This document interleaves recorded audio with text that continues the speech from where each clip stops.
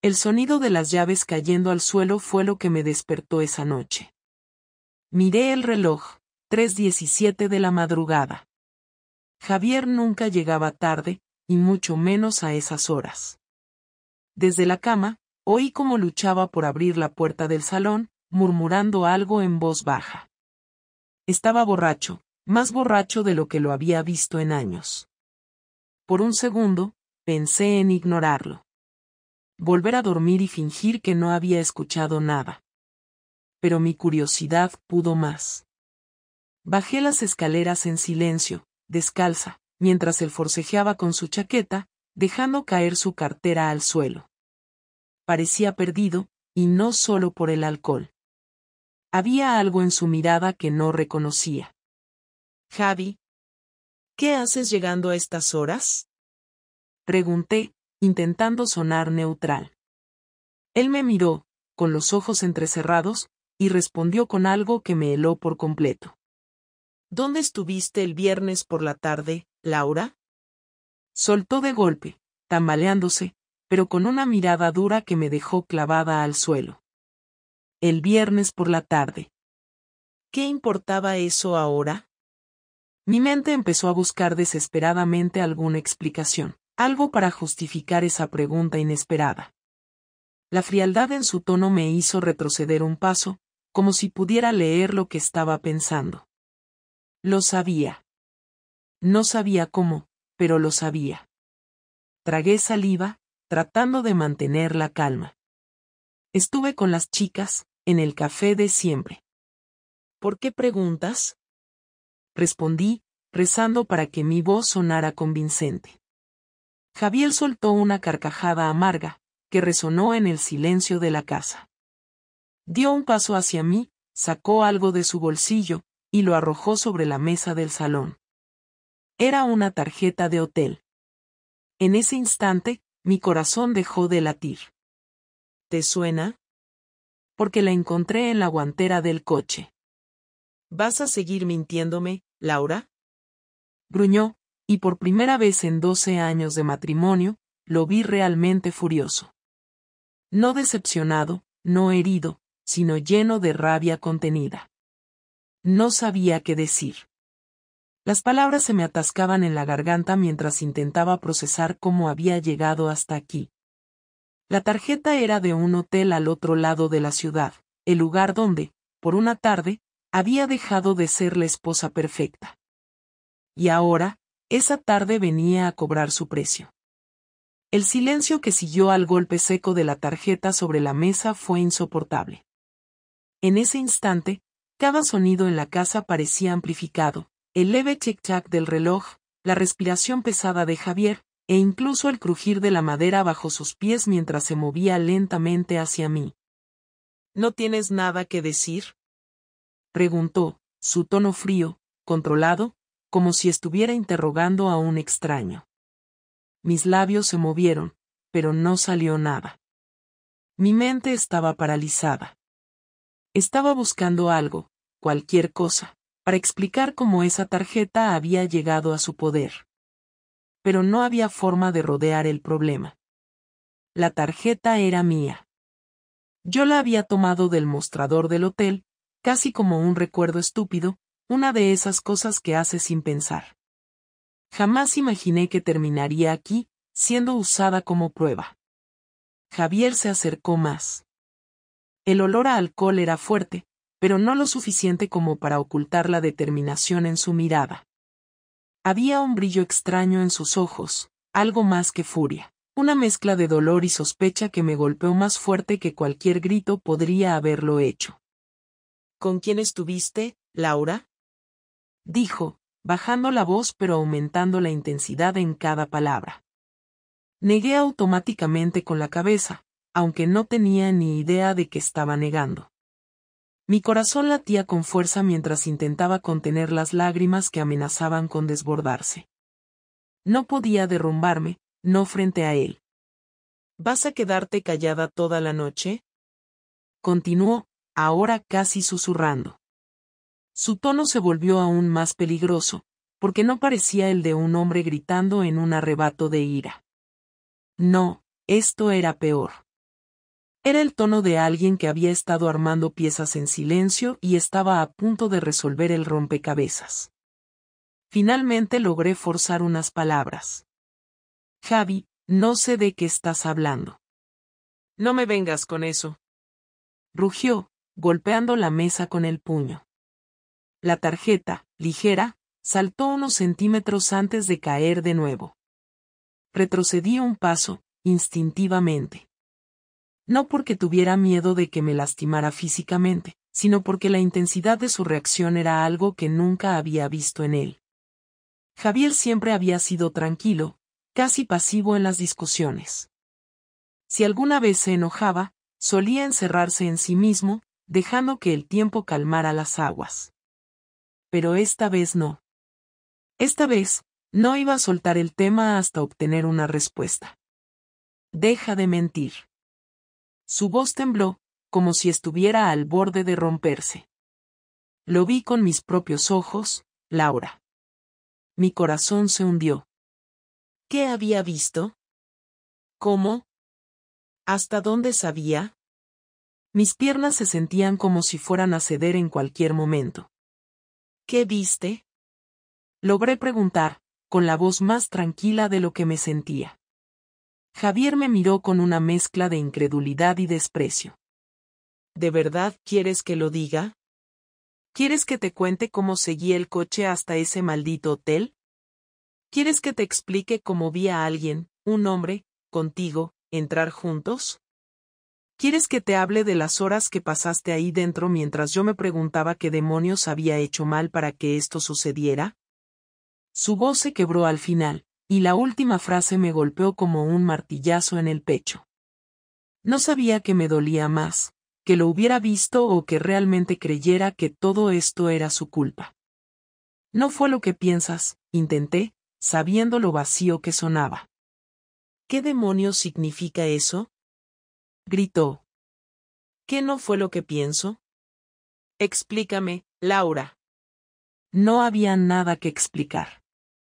Lo que él había visto era exactamente lo que parecía. Había llevado meses llegar a ese punto, pero todo culminó en esa tarde. Diego y yo habíamos cruzado la línea que no se debe cruzar, y ahora las consecuencias de esa decisión estaban aplastándome como una avalancha. Fue un error, dije finalmente, en voz baja. Javier se quedó en silencio por un momento, como si mis palabras no fueran suficientes para procesar. Luego asintió lentamente, su rostro endureciéndose. Un error. Repitió, como si estuviera probando cómo sonaba en su propia boca. ¿Eso es todo lo que tienes que decir? ¿Qué fue un error? Intenté acercarme, pero él dio un paso atrás, levantando una mano como si quisiera mantenerme a distancia. No me toques. Ni siquiera sé quién eres ahora mismo. Sentí que mi mundo se desmoronaba frente a mis ojos. En un solo momento, todo lo que había construido con Javier, todo lo que habíamos compartido, estaba al borde del colapso. Y lo peor de todo era que sabía que yo misma había provocado esta situación. Finalmente, Javier se giró, tomando su chaqueta del suelo. Voy a dormir en el sofá. Mañana hablaremos de esto, si es que queda algo que hablar. Lo vi desaparecer por el pasillo, dejando la tarjeta sobre la mesa como un recordatorio de lo que acababa de suceder.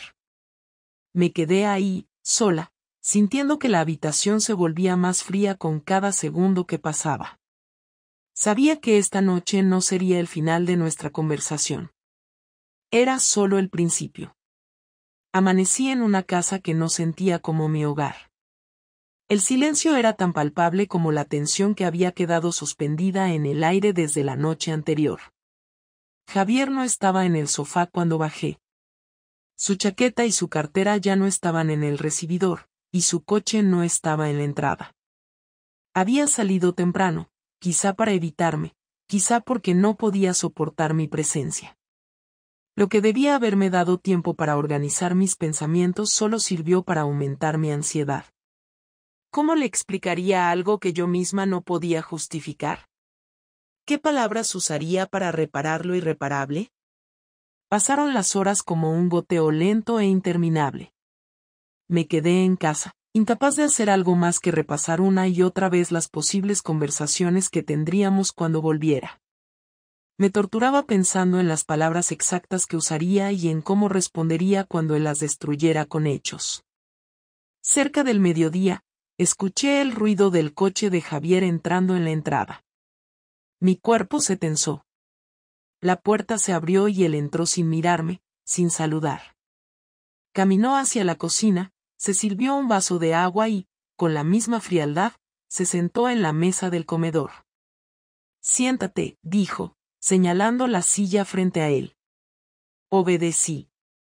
La mesa entre nosotros parecía un muro insalvable. «Habla», ordenó. Tomé aire, sintiendo como mi garganta se cerraba. No podía seguir negándolo, no podía inventar excusas. Él sabía demasiado, y yo estaba demasiado acorralada. «Tienes razón», admití finalmente. Mi voz salió baja, apenas un susurro, pero lo suficientemente clara para que me escuchara. Él dejó el vaso en la mesa, cruzó los brazos y me miró con una mezcla de desprecio y dolor. ¿Razón en qué? Presionó. En todo, contesté, sintiendo un nudo en el estómago. En lo del hotel, en lo que viste. Es cierto. Javier no reaccionó de inmediato. Permaneció en silencio, procesando lo que acababa de escuchar.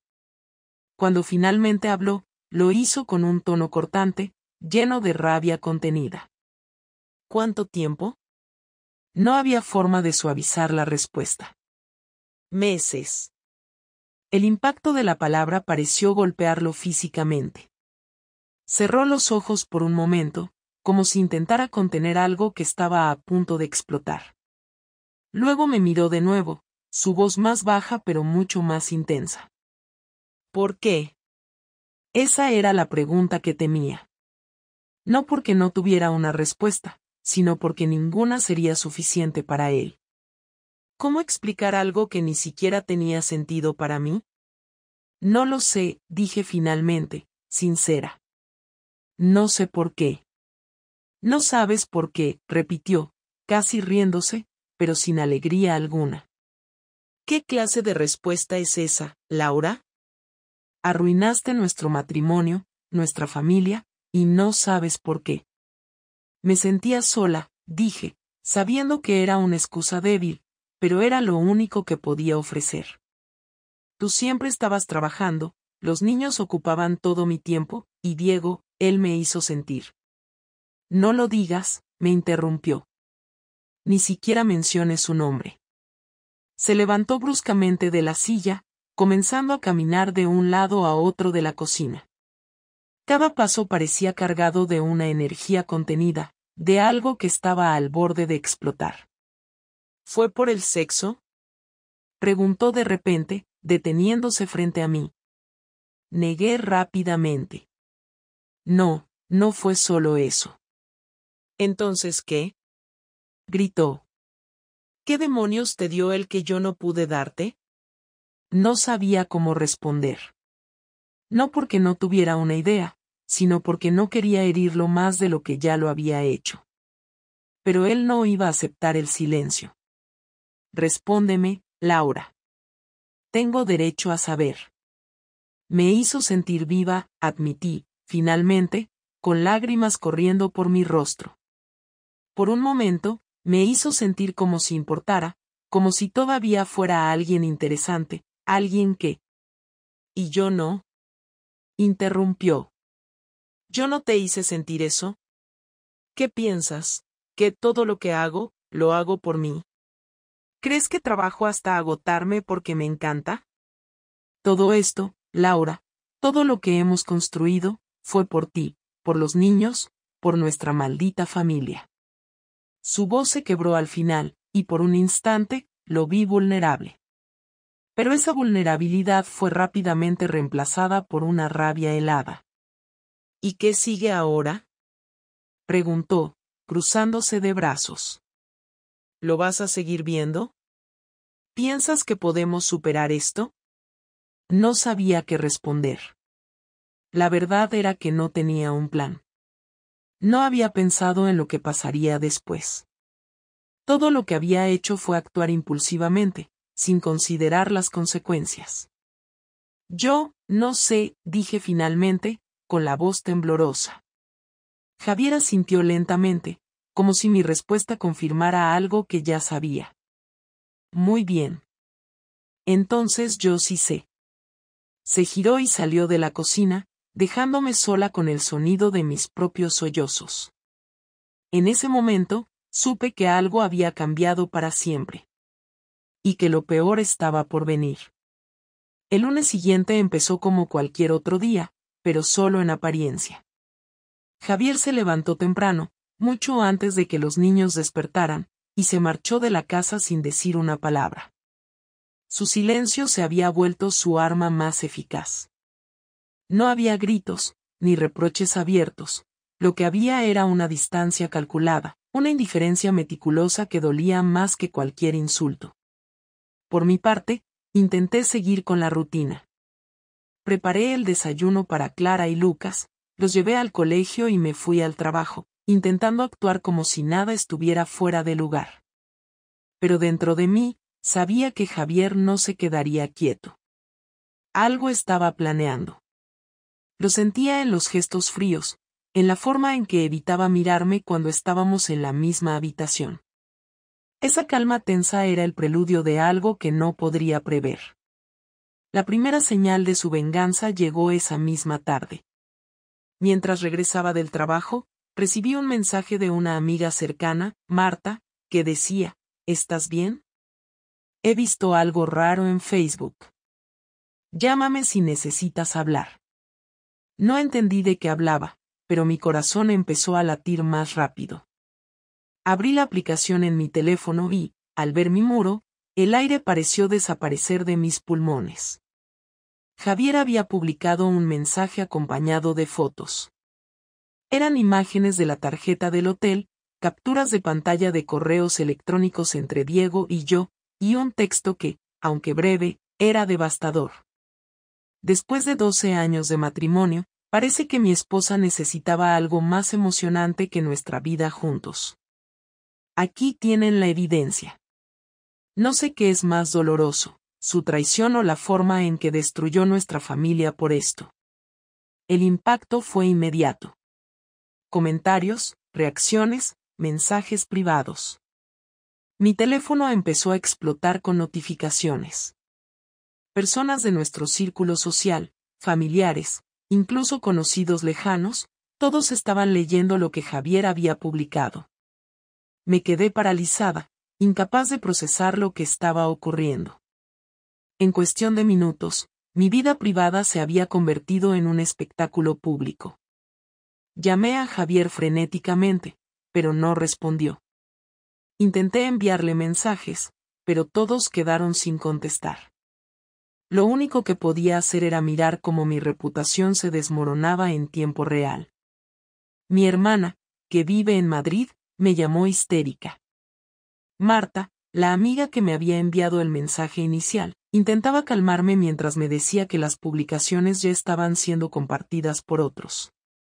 La siguiente sorpresa llegó cuando recibí un correo electrónico de recursos humanos de mi empresa.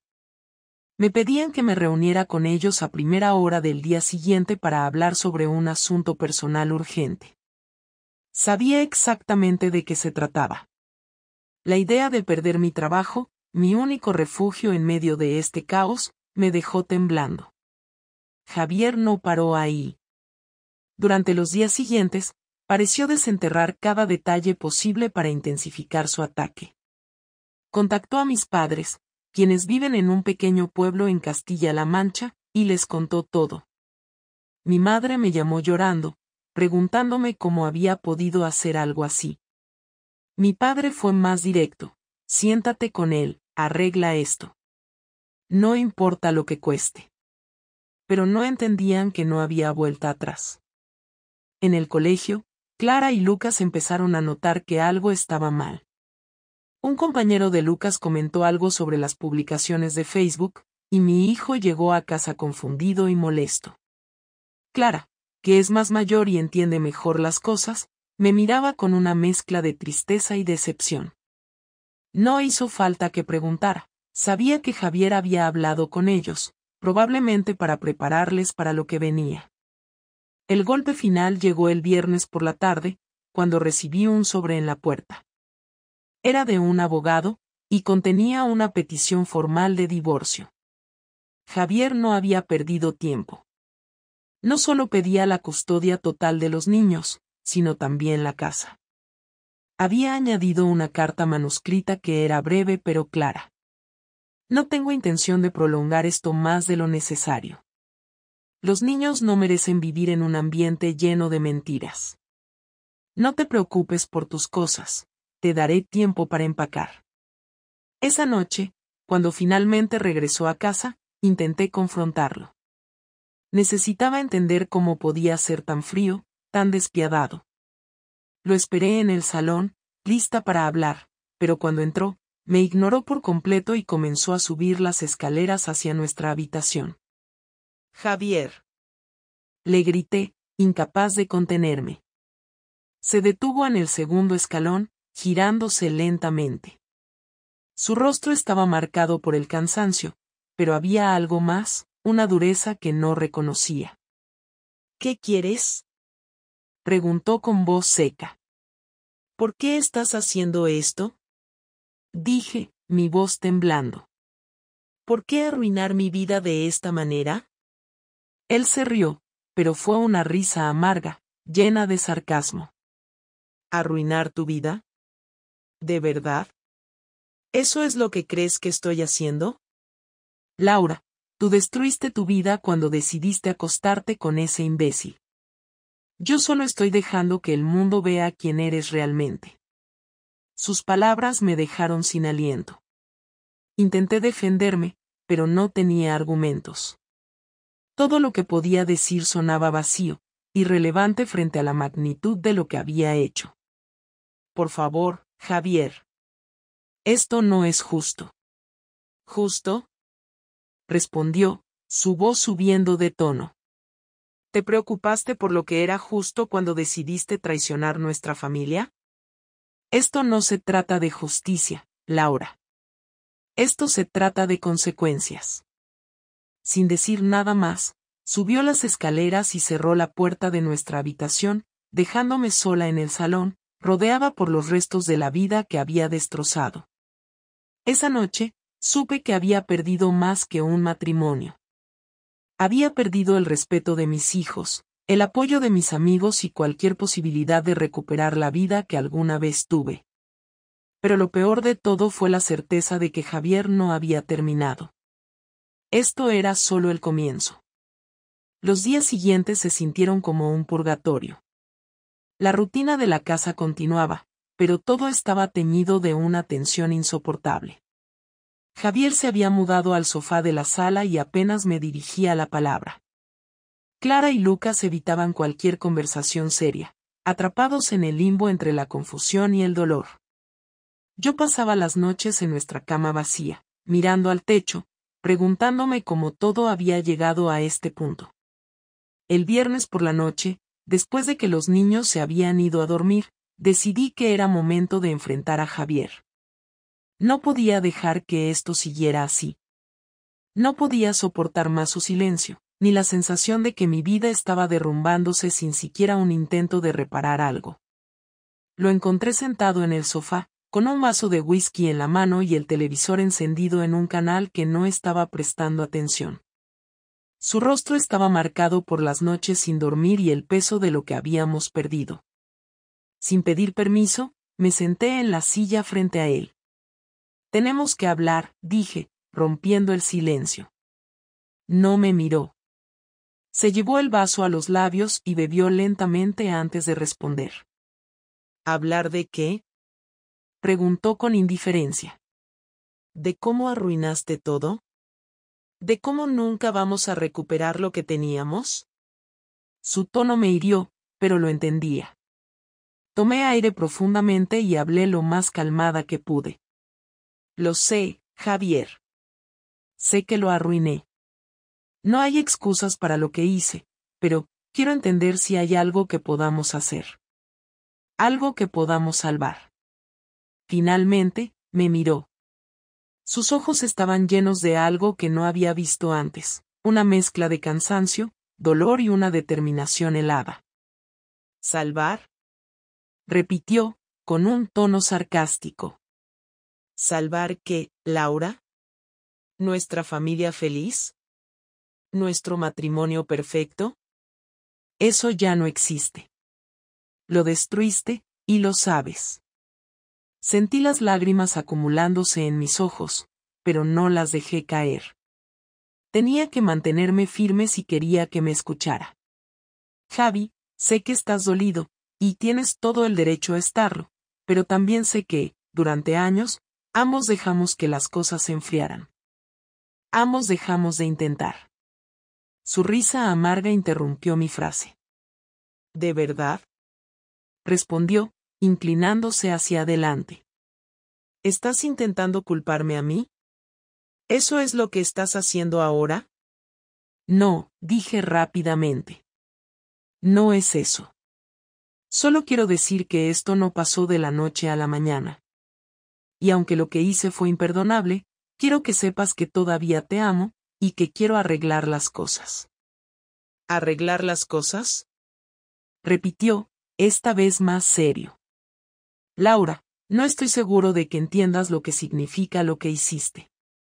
Se levantó del sofá y empezó a caminar por la sala, sosteniendo el vaso en una mano y usando la otra para gesticular mientras hablaba. Cuando decidiste traicionarme, no solo me lastimaste a mí. Lastimaste a los niños. Los pusiste en el medio de esto. Les quitaste la estabilidad, la seguridad, todo lo que creían cierto. Y ahora vienes aquí, después de semanas de silencio y mentiras, y dices que quieres arreglarlo.